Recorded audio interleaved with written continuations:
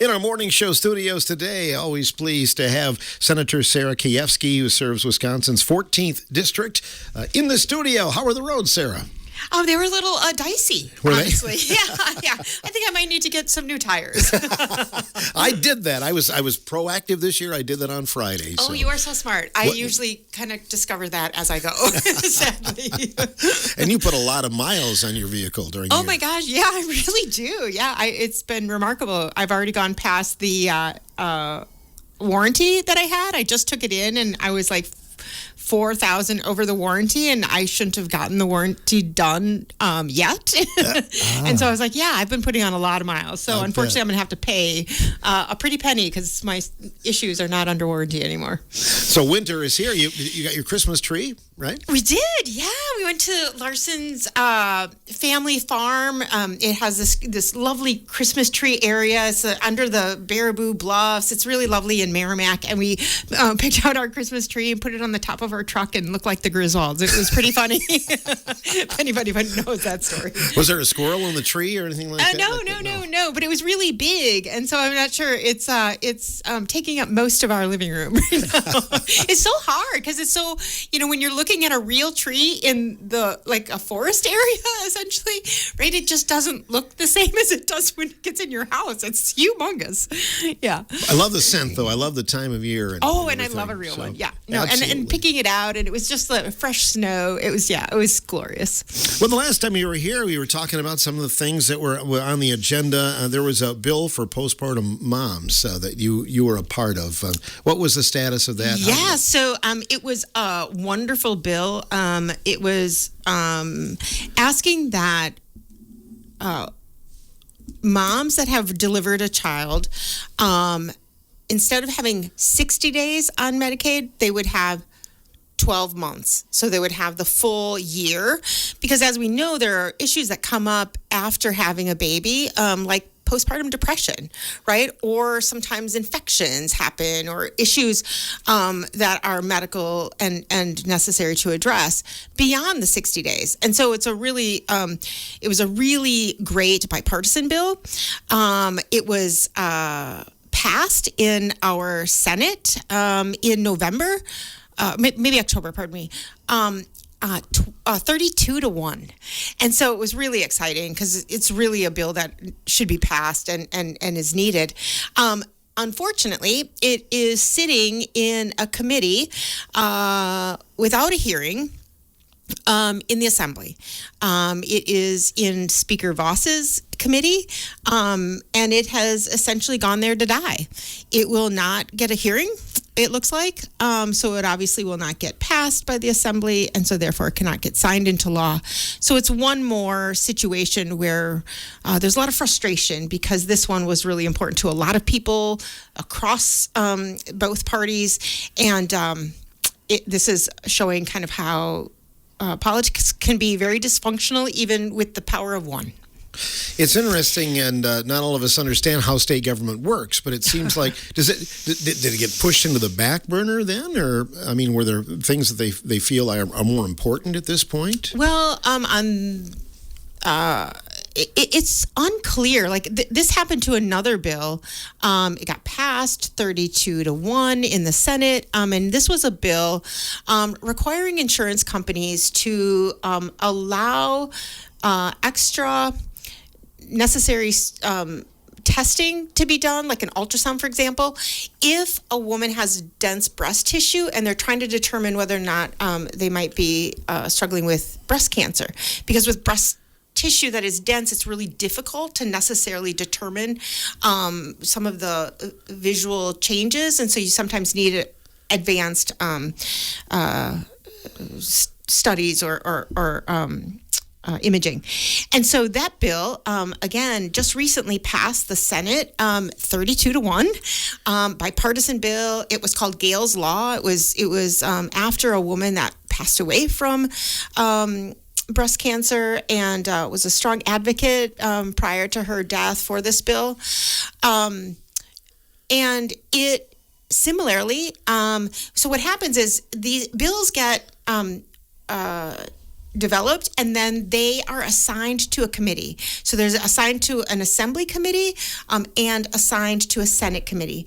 And then those committee heads, the chairs of those, which right now all chairs in all committees for the assembly and the Senate are all Republicans because they have the majority in both houses right now. So those chairs decide if they're going to give that bill a hearing or not.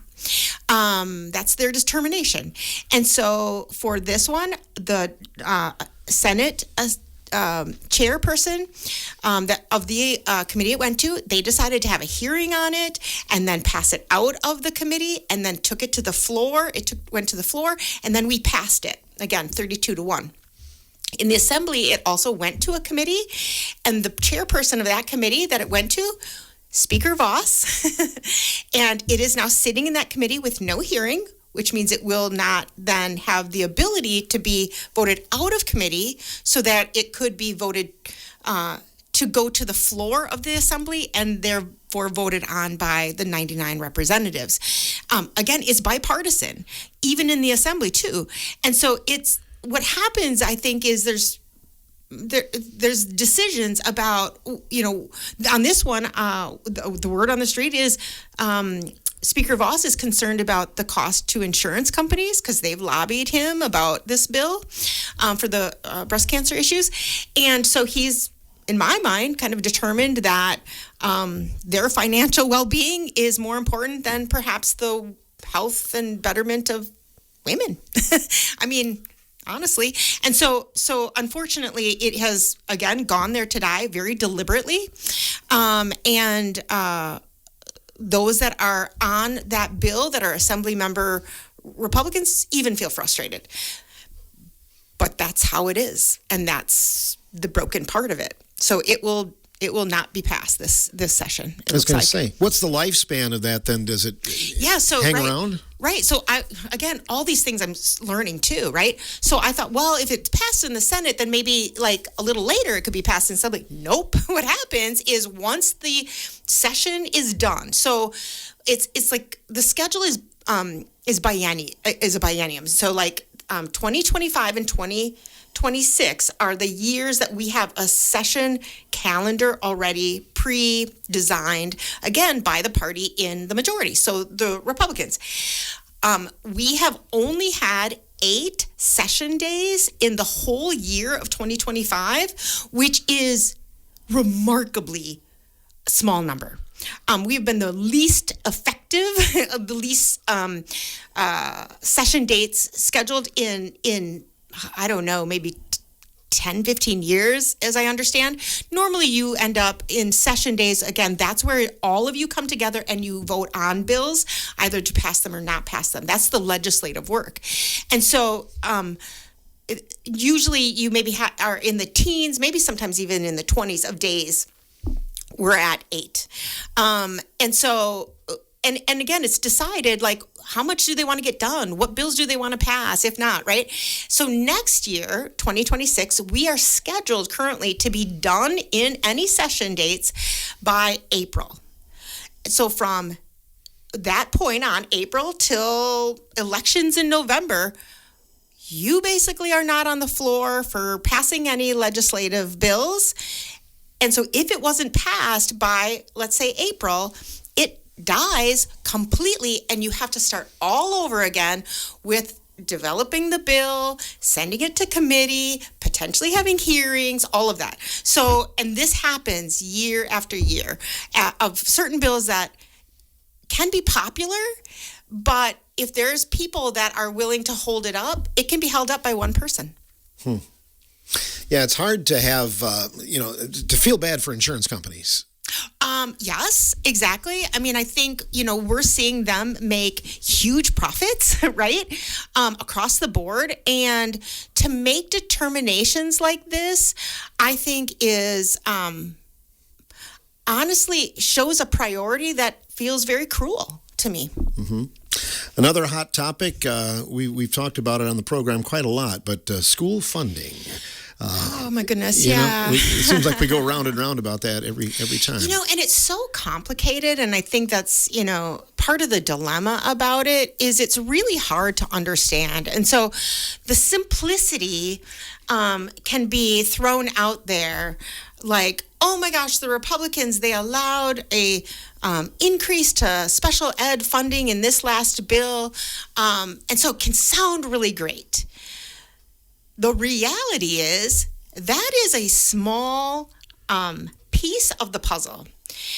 In this last budget, the Republicans, for the first time in something like 17 years, something like that, they didn't allow any general school aid monies to go into the bill.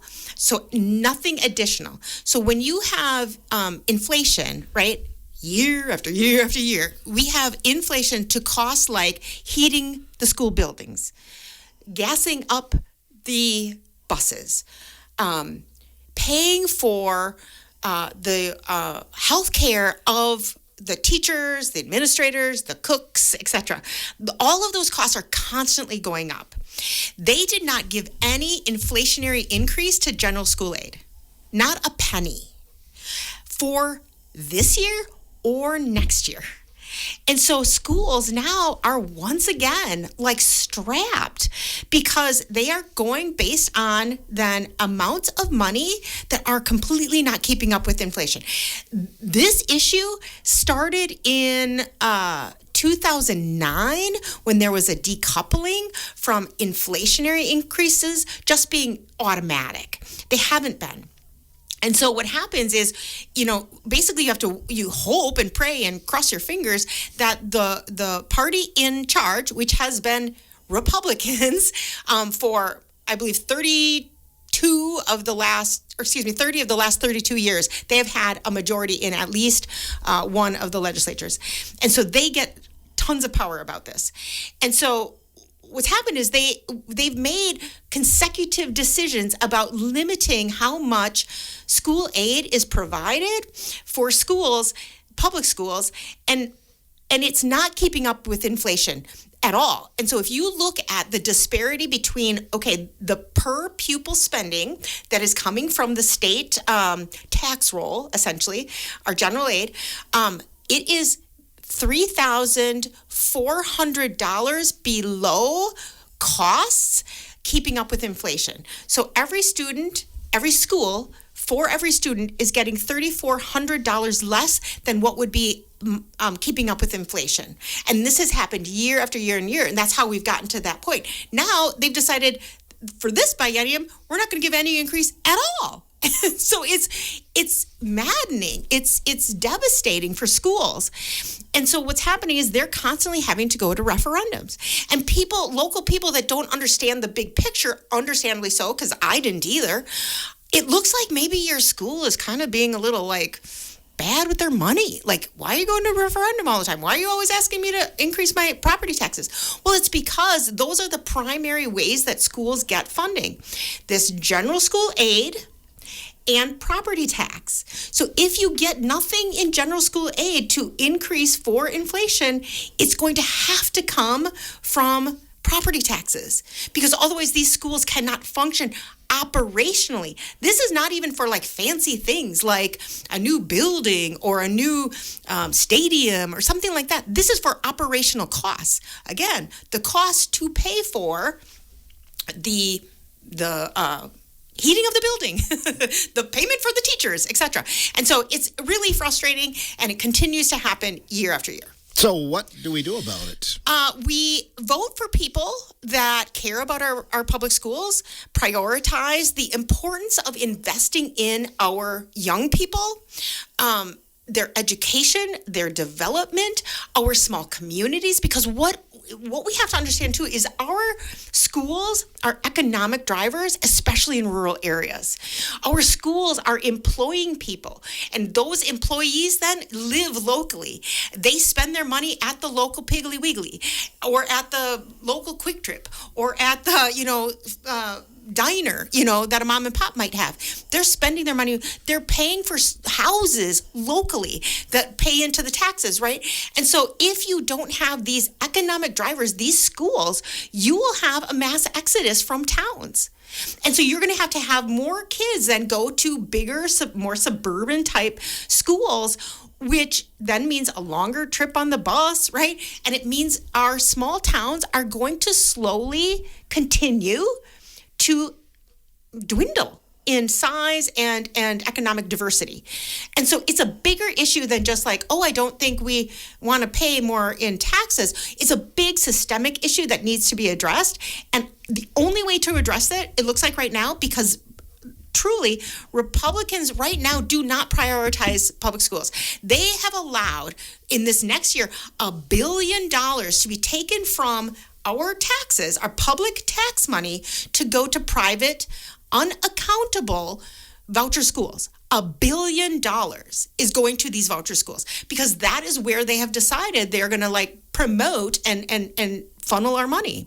And so we need to vote for people that believe in public schools, that are willing to fund public schools, and the investment in our future. Mm-hmm. Well said. I know that consolidation, that's been a hot topic too. I mean, there have been some bills put forth about that. I mean, I think it's just projection at this point, but I know that you've said in the past in this program that you were against consolidation. I am open to consolidation for schools that would be really important for. That should be an option if it's necessary. But thinking of that as the answer to this issue of people being frustrated that our property taxes are going up, and so maybe it's going to save money if we consolidate these schools, etc. It's really not. I mean, you're going to have higher costs just in different ways. And so if you don't have, let's say you don't have two different superintendents, let's say for two school districts, you will still have one superintendent and then maybe three principals, right? You're not going to get away from still needing a high number of people to help manage these schools. You're going to have higher costs as far as gas to make sure that kids are getting to those schools. Kids are going to have longer periods of time on the school buses.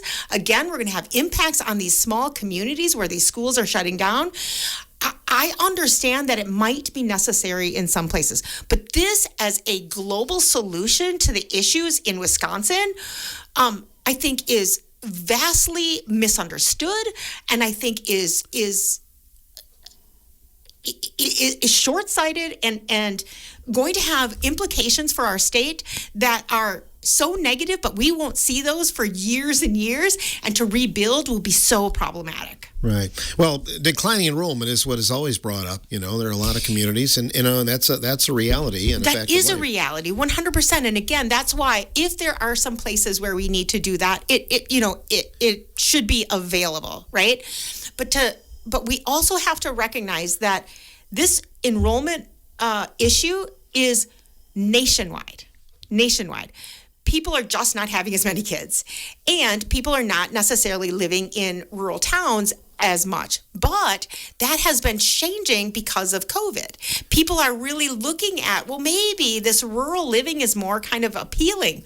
What did they look at? What did I look at when I decided to move out of Sun Prairie at the time? It was growing bigger than I felt comfortable with. My husband and I, we really wanted our kids to grow in a small town. We looked at schools as our primary definitive decider, right? Mm-hmm. How were those schools doing to determine where we moved? We moved to Lodi because they had a great school district and still do. That's what helps people make decisions about where they're going, right? And so we need to make sure that they are vibrant. They are providing our kids with great educations, that they are funded well, because again, that allows choice, right? That you can have choices of different schools. If choice is a big issue, we want to make sure that you have choices for different schools versus one that is just the hub for all kids. And we want to make sure, again, that we're investing in our kids. The importance of education for our kids and how that impacts our economy cannot be understated. Because if we have well-informed, educated kids, then they are going to be kids that have higher level learning and skill sets that then drive higher opportunities for salaries. They're also going to want to stay in our area if they get a good education, and then we have robust businesses available to them. And so we need to make sure that we see the whole continuum here. And if we're starting to consolidate schools, we're going to potentially really impact our economy, right? We're going to impact the availability for kids, and we're going to be doing things that are not helping to really expand the vibrancy economically of our state, and instead we're going to be narrowing it in ways that I think are really detrimental in the big picture. Senator Sarah Keyeski, our guest on the morning show. We'll have more coming up after this time out.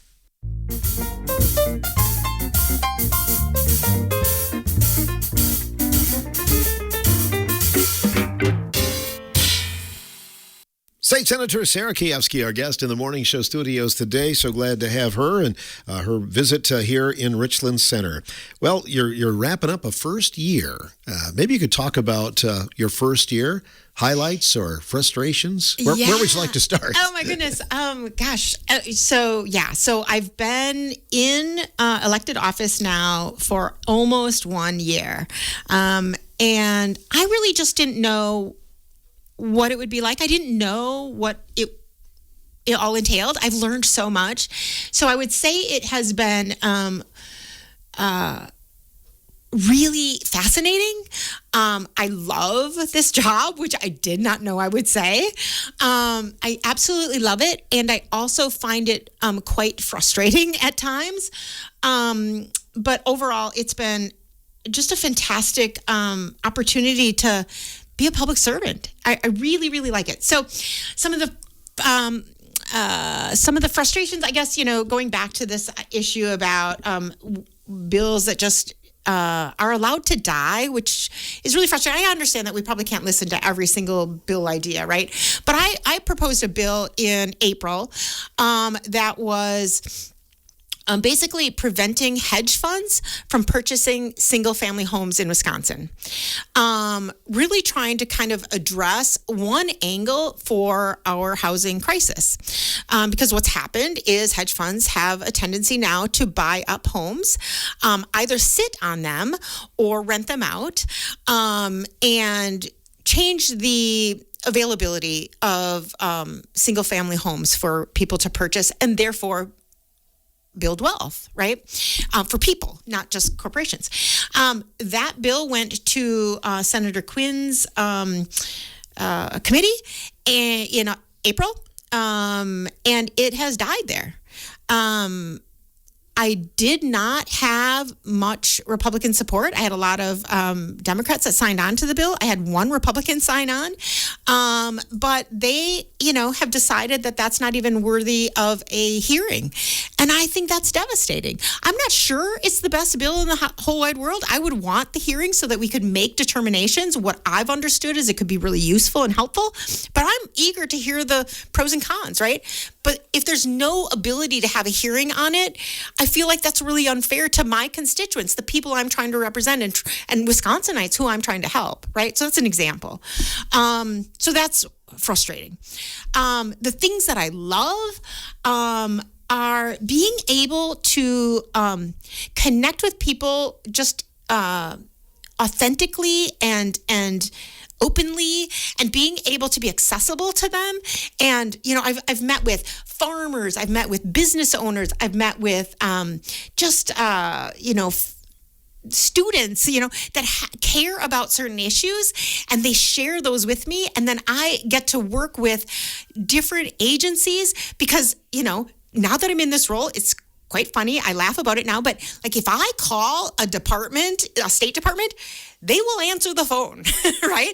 And so I can have this ability to be a voice and an advocate for my constituents in ways that, maybe they didn't have a voice before. And so getting them to be able to have a meeting with the DNR, for example, or the PSC, or a lobbyist, right? So that's been really wonderful. I feel like I can really do some meaningful work for people. I know recently you were in Florida at the State Government Affairs Council. What was that all about? That was really a surprise. So there's a state government council that I guess has been around for like 50 years. It's bipartisan, so anybody of either state legislative body can come, and of either party. And this year they did something new where they had people in leadership, state level leadership, Republicans and Democrats, nominate new legislators that they felt were showing promise as being an emerging leader that is working on bipartisanship and being an active member of the legislative body in a way that might be a bit new and really trying to represent people, recognizing the polarization in the world and really trying to promote something better. The leader of our Senate, Diane Hasselbein, she nominated me, which was just such a surprise and a delight. And then I won. So I was one of 5 national emerging leaders that were recognized at this conference in Florida. And I just felt like it was such affirmation of this desire that I have to be a really active legislator that's trying my very best to be bipartisan when I can and really just get things done, because I am not a person that is one that sort of sits and twiddles my thumbs. I really like to do things. And so like this, it was a really lovely gesture and acknowledgement. Yeah. Most definitely. I understand that you are in the works of planning a listening session with Representative Tony Kurtz, who is a Republican.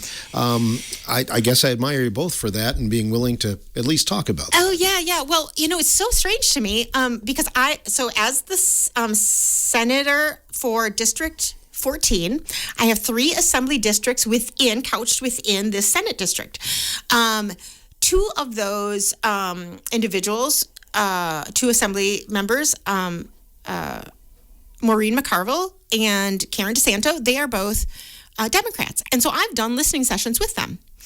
But there's one that is a Republican, Tony Kurtz, that I haven't done a listening session with. And I thought, well, why are we not doing one together too, right? So reached out to his office and said, hey, would you do one with me? I think it would really serve our constituents well that we do it together. We both hear the concerns together. They hear our responses together. I just feel like that would be good governmentship. Is that a word? Anyway, so I asked him, and he said he was willing. And so now we're working on figuring out a day and time that is going to work for both of us in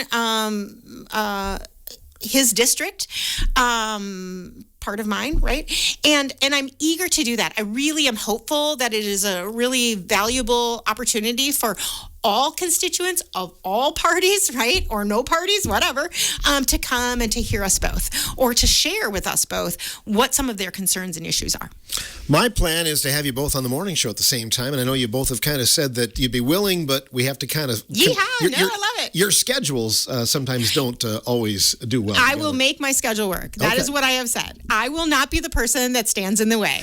I will move earth and water if I have to make sure that I can do those things that I think are really important. And I've covered sports for years, so sometimes I attribute it to sports, but, you have one really good player on the team, but the team doesn't do well because until you involve everybody and you get along with everybody, you're not going to succeed. And it's kind of like that with politics. You have to kind of learn to get together and make things work, right? Yeah, it's so funny because you say that, because the metaphor that I use as a mental health provider all of my life, right, is it's a lot like family therapy. Like you can't have one ill participant that doesn't then affect everybody, right? You end up having to treat the identified patient too, the one that might be struggling, but also look at the context in which they might be struggling. And sometimes it looks like it could be that person, but it's really the system they're in that is problematic. And so it's important to look at the whole versus just the individual, and really ask for everybody to step up with their emotional intelligence, with their willingness to cooperate, with their willingness to communicate, so that we can have a healthy system versus one that's so dysfunctional. Right. And I think that's what kind of turns people off on politics sometimes, is that we feel like nothing gets done, right? I was thinking that the other day, and I heard somebody say, instead of just assuming, well, politics is, what it is, and they lie and they don't do anything, right? Get rid of people that lie and don't do stuff. Kick them out of office. Do not vote for them again, right? This is not something that we should accept. I think Citizens United and the money in politics right now is so broken. And so that has to change. And we can get that to change if we vote in people that commit to changing money in politics, for example. So yes, we can kind of feel like it's doom and gloom and politics doesn't do anything. But that means we're not electing the right people, and we're not prioritizing the right things, and we must do better as a society to get better from our government. I don't know if I allowed you enough time to talk about highlights from this past year. I know you hit on some of them. Let's see. Gosh, there were so many great things. I think one of my favorite things has been just educating people and sharing what I learned and telling people, oh, did you know this? Part of my job, again, as a psychotherapist has been what's called psychoeducation. Here, let me help you understand how your brain and your body work, how your emotions are, how things can be felt and experienced, how we are really emotional animals with a thinking brain, but we are primarily emotional beings. It's a lot of psychoeducation. Well, turns out that role that I've always had and loved ends up being really useful in this role, because it's a lot of explaining to people what I learn and why things are the way they are, so that people can understand where the dilemmas are, and then try to look at those root causes and try to get at those versus seeing the weeds there and going, well, what do we do, right? Well, we have to look at, well, what's helping the weeds grow, right? What's preventing maybe a flourishing of other things. And as I learn, I love to share. So Facebook is one of my favorite places to go, here, let me tell you this. Here, let me tell you this. And being as transparent as I possibly can with people so that people feel educated, informed, and therefore empowered to do better with their votes and with their advocacy for things that matter to them. Yeah, well said. You mentioned, of course, in your other occupation, being a therapist, and we've talked in this program too about struggles and dilemmas of farmers, and there are things. Farmer Angel Network, I know they do a lot of good. What's the status? Yeah. Anything new in terms of bills or anything like that? Not of bills that I can say right now. I think that is. Oh my goodness, it's a heartbreaking crisis, really. I went to Farm Aid this year, which was up in Minneapolis. They are trying to do a lot with, farm aid and being able to have a resource for farmers to reach out to and support them with these emotional challenges of being in a career that has so much uncertainty already with weather, which is uncontrollable and now changing because of climate issues. And then on top of it, right, we have commodity markets, we have the tariffs happening, we have the farm bill that's passing, not passing, we don't know, right? And so there's all this angst and uncertainty creates anxiety for any of us. Our brain likes certainty and assurances because that feels safe. When we are in a state of uncertainty, it feels like danger, and it's very disruptive to our well-being in general. And that is the perpetual state right now of farmers, with what's happening at the national level and even what's happening at the state level. So understanding that and trying to be willing to help address that, like the Farmers Angels Network, is important. but again, that's sort of putting a Band-Aid on a systemic issue that we also need to make sure that we're addressing. So for example, I have a bill out with Senator Path, which is a right to repair bill. That bill has not gotten a hearing, right? But it's allowing farmers to have access to the tools they need for the machinery that is now more advanced so that they can fix their own machinery rather than having to wait for or take it into an expensive dealer to fix their machinery. That just feels like supporting farmers, supporting an independence, right? That they could pick either their own small engine, or not small, their own mechanic that might be local, or be able to fix it themselves. So asking that they have this right? These are the things that are small things that can help to change the dynamics of what is feeling like a stranglehold on them by corporate entities. And as we know, CAFOs, which have a place in our agricultural world, but as that's growing, we also have to recognize the small family farmers and what we can do for them so that they can be sustained and viable, because they also offer such important resources. I go to a fair number of, we talked about getting my tree the other day. So that was a tree farm, right? I've gone to, where they have a corn maze, or so these agritourism places, or maybe picking apples, or, some of these are also some really wonderful opportunities for farmers to make a living and live off the land. And we have to make sure that we're supporting them. So we do have a bill that the governor had in his budget that got pulled out, that we've tried to put back, which is Farm to Fork bill, trying to, again, help farmers have a way of easily providing their produce for schools, for other entities where that can be sold and they can make a profit, versus having it have to go through bigger entities that then take some of the profit and or are only marketing with huge farms that have a plethora of options, versus these smaller farmers that don't necessarily have as much produce at the same time. So these are ideas, I think, trying to, again, help this issue, these farmers that we rely on in our state, that are struggling with mental health issues, but providing them with counseling, while that's lovely, and I really, really believe in that, obviously, we need to look systemically what's creating so much distress.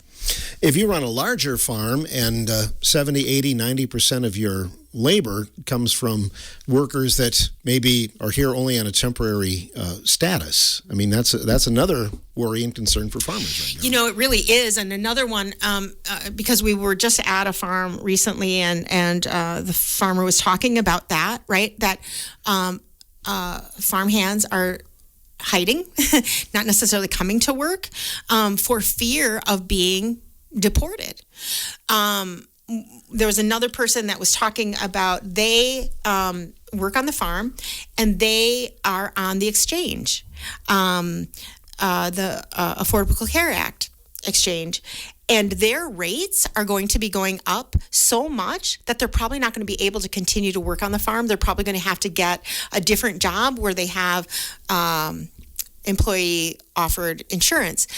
These are things that are happening, again, that farmers are having to address and also navigate in this uncertain world, with all these changes that are really affecting working people, and it's hurting us.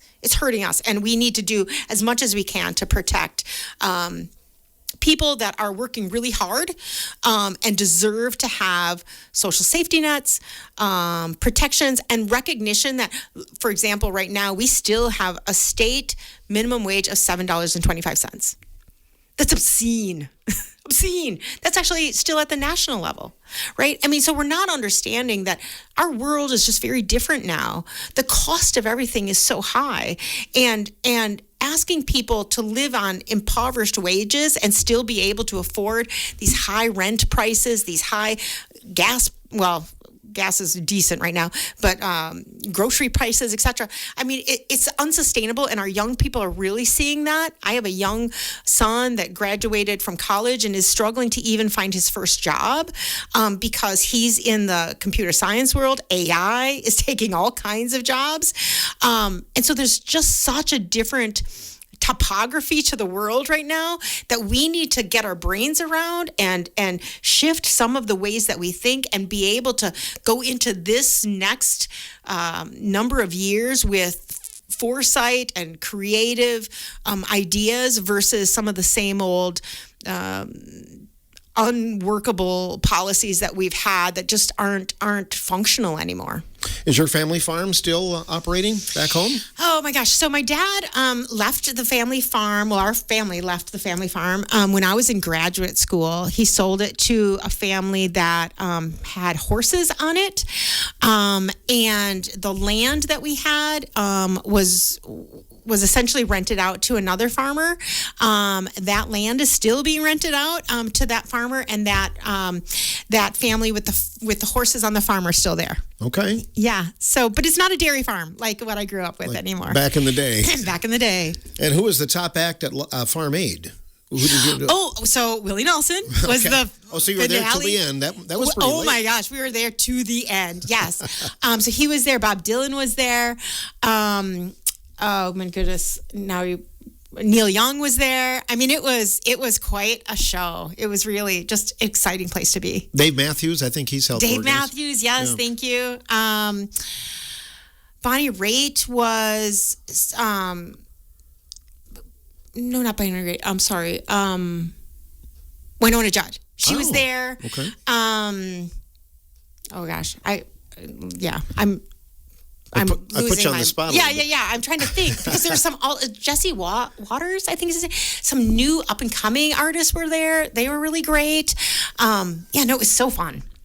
Have you ever looked into where the money goes then and how they distribute that? You know what? I got to be honest with you. I don't know. And I learned that the amount of money that has come in, they've been around for many, many, many years. And this was like their anniversary. 30th, I think. Yes, I think you're right. 30th. Or 40th. It was 85, so it was 40 years. Thank you. Yeah. 40th. It's interesting because the amount of money that they've brought in was not that impressive. So there is a part of me that was like a little disappointed to hear that, and I don't know why. I don't know why, if they end up like maybe the artists don't take, payment, but maybe all the roadies and the, people's in the band, they still get paid, which would make sense. But I was surprised that it wasn't more money that could be then doled out. So I don't know. I don't know. That kind of made me a little quandary in my head. Sure. It does bring out attention, though, and, puts the focus a little bit on... Yeah, I mean, that was great, right? It was great, and it was on CNN Live, and so that, again, attention is part of the issue.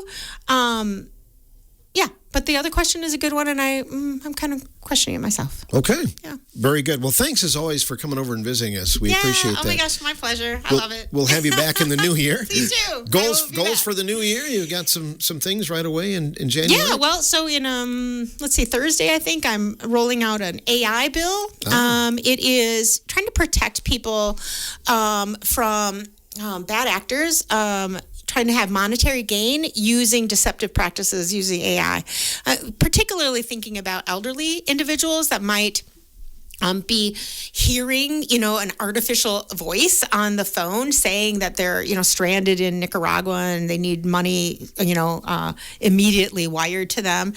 My parents actually got a call similar to that many years ago. This was before AI. And one of my parents was really willing and ready to go to the to the Walmart and wire money. I mean, it was so compelling to them.